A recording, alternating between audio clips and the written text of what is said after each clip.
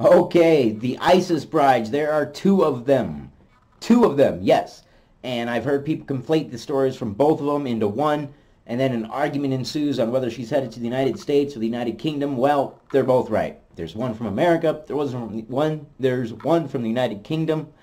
I'm going to cover both of them right here, right now. Behind closed doors, I'm a fool for your love.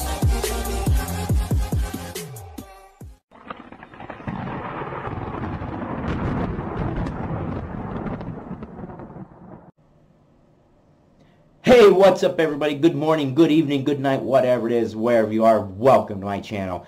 So since I'm covering two stories, there's going to be quite a bit of information. I'm going to jump into it. Let's see if I have figured out and mastered this thing here. We are going to go like this, and I believe, yes, I'm getting better. Alright, first one we're going to cover is the one that wants to go back to the United Kingdom, and in case you haven't noticed, I can't stand idiots. But I'll sure as hell educate the living snot out of them. Alright, Shamima Begum. Neighbors warn ISIS bride should not return. It would be dangerous. We're going to cover that. I want to cover both stories because what I believe my commentary at the end is going to cover both situations. Home Secretary Sajid Javid's decision, I apologize if I butchered your name, to strip unrepentant ISIS bride Shamima Begum of her British citizenship has been backed by Bethnal Green's Muslim community. I'm not going to play the video. Mr. Javid revoked Mrs. Begum's citizenship after the 19-year-old, who notoriously fled London aged 15 to join ISIS.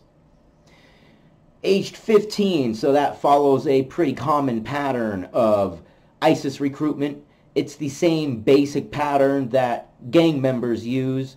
Young, dumb, don't know how the world works, looking for that brotherhood, that sisterhood, someplace to belong, something bigger to belong to, and they get sucked into things like this. She begged to return to the United Kingdom with her newborn son from a refugee camp in Syria. But members of the runaway schoolgirl's local community have warned not to trust her, claiming that she could radicalize others. Mauluna Abdul Malik, an imam at the Baitul Aman Mosque near where Ms. Begum grew up, said he supported the Home Secretary. I had to go word that very carefully if you didn't notice. I'm trying. Okay. Yes, that is a possibility, but I'm withholding most of my commentary to the end so I can cover both stories basically with the same commentary because I think it applies to both. Mr. Malik told the Times it might not really be in her heart. People who are brainwashed may not have changed their habits. Those who go to extremism will not change. We think the decision taken by the Home Office was correct. I'm worried if Shamima Begum does return, she might influence other people. It would be dangerous for other young people. A very valid point. A man from Bethnal Green's Burhan Uddin Mosque, who asked not to be named, insisted Mr. Javid made the right decision. So even the Muslims are backing, saying that she shouldn't come back home. He said, she's taking the I don't know what he's trying to say. She's not saying I've been groomed, it was a mistake. She only wants to come home for the NHS, for the healthcare. National Healthcare System, I believe, is what NHS stands for. She's taking the P. I don't know what they were redacting there. She's taking the pill. She's taking the... I don't know. It would have been so different had she said, I've done wrong. I've seen wrong, which she hasn't. She hasn't repented. If I was the government, I wouldn't trust her. Not one of us disagree with what it has done. What the heck? That sentence does not make sense. If I was the government, I wouldn't trust her. Not one of us disagree with what it has done. It being the government. Okay, Not one of us has disagreed with what the government has done. However, Mustafa Nehrin from the same mosque argued that Miss Begum should be brought back to the United Kingdom and punished, adding that those close to her must take responsibility for her radicalization. I don't know if I agree with that totally. Sins of the father, are you responsible? Are you your brother's keeper? That's a whole nother argument. I'll discuss a little bit of that at the end. Mr. Nahrin said, anybody in ISIS, there must be punishment. But I don't know about removing citizenship. Father and mother, her neighbors, her teachers, there's the responsibility. The Home Secretary's decision to strip the jihadi bride of her citizenship has sparked an intense debate. The move is only permissible under international law if it does not leave the individual stateless. It was speculated that Miss Begum, who is of Bangladeshi heritage, may have citizenship there, but Bangladesh's Minister of State for Foreign Affairs ruled out taking her in. Now, real quick, we're going to go to the other story. And this is the one that for some reason more people seem to think of her name with the other woman's situation. This is the American jihadi bride, ISIS bride. Ruled by tyranny, American-born woman who joined ISIS must be allowed to return, lawsuit says. Must be allowed to return. This is her right here. If the American-born woman who joined the Islamic State in Syria and now wants to return home is a citizen of the United States, what is she owed by her government? The lawyer suing the U.S. government for her return says Hoda Muthana, 24, deserves more than a letter denouncing her denaturalization, and certainly, said Charles Swift, a former Navy commander and the director of the Constitutional Law Center for Muslims in America, more than a tweet. Oh, does she now? Okay. I really wish he would have expanded on that idea, but okay, we'll discuss it at the end. President Trump announced in a tweet on Wednesday that he had instructed his Secretary of State, Mike Pompeo, not to allow Hoda Muthana back into the country. Pompeo proclaimed in a statement the same day that she is not a U.S. citizen and will not be admitted into the United States. Swift responded Thursday with a complaint in the U.S. District Court for the District of Columbia filed on behalf of Muthana's father, Alabama resident Ahmed Ali Muthana, who is mounting a legal campaign for the homecoming of his daughter and her 18-month-old son. In 2014, she left her life as a student at the University of Alabama at Birmingham and ventured to Syria to marry an Islamic State fighter. She escaped in December from ISIS-held territory and surrendered to Kurdish forces, who placed her in a refugee camp with her child. Now she says she is prepared to come home and face the consequences of her actions so that her son can grow up as an American citizen. Amazing how that happens. The grass is greener on the other side of the fence until you get to the other side of the fence and you crunch it because it's brown and dried. And then you look back over the fence at the green grass you just left and it doesn't look so bad. I know I've ruined my future and my son's future, and I deeply, deeply regret it, she told The Guardian, which reported that she was the lone American of about 1,500 foreign women and children in the camp in northeastern Syria. 200 miles away, U.S.-backed forces were surrounding the final enclave of the Islamic State, whose reign of terror Muthana had once cheered on in social media. So she cheered for the Islamic State and the terror that they did. I mean, we've all seen the videos and we've all heard the stories of rule under the Islamic law. It is not fun. It is not nice. It is not kind. It is brutal. It is violent, and it is strict. If you are homosexual, they will throw you off the top of the tallest building in town. I have seen the videos. Don't watch them. They're nasty. They're disgusting. They'll give you nightmares. The case of the ISIS bride raises complex questions about indoctrination and violence, as well as about birthright citizenship.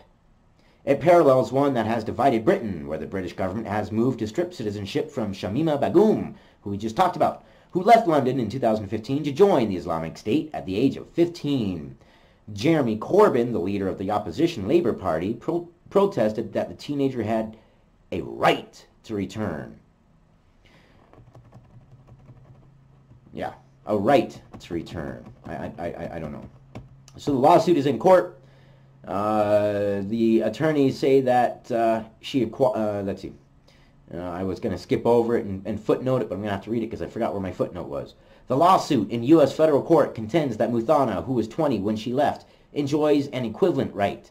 It seeks to compel the Trump administration to recognize her citizenship, which the young woman's attorney says she acquired at the time of her birth back in Hackensack, New Jersey, and to accept Miss Muthana and her son back into the United States and to use all available means to do so. When the Constitution ceases to rule, then it is ruled by tyranny, Swift said in an interview Thursday with the Washington Post. Then it goes on to discuss the citizenship and why citizenship is important and how it's a fundamental constitutional right. But this is going to be our turn to talk. All right. I can see several sides here. Both of them are pretty damn related. One, why should we let them in? Why? Give me a good argument why we should let them in. They left their own accord. They had it good here. They thought it was crap here. Talking about both countries, United Kingdom and America. They left to go fight with ISIS. And when I say fight with ISIS, I mean they were helping their fighters. So they were fighting with ISIS. What they do over there is called the sexual jihad. They want to produce as many terrorist children as possible. So, to that end, why should we let her back? Either of them. Have they been radicalized to the point where there's no coming back? Are they due? Is it an inalienable right for you to be able to return to your country of origin, even if you left to go to another country that your country is at war with and be with the fighters that are fighting your country? Is that still a right? Then there's a child involved. What are the rights of that child? Do we invite the child in but not the mother? Do we invite the mother in and then split the child up from the mother? Then there's another side. And I haven't heard anybody talk about this, and this is just trying to cover every single side. I don't necessarily believe it, but it's a possibility. What if they are plants? They have gone over there, they've been radicalized, and what if ISIS says, look, our goose is cooked here, we're done. We've lost the war. We can't fight against the technologically advanced nations. So we're going underground, spreading out.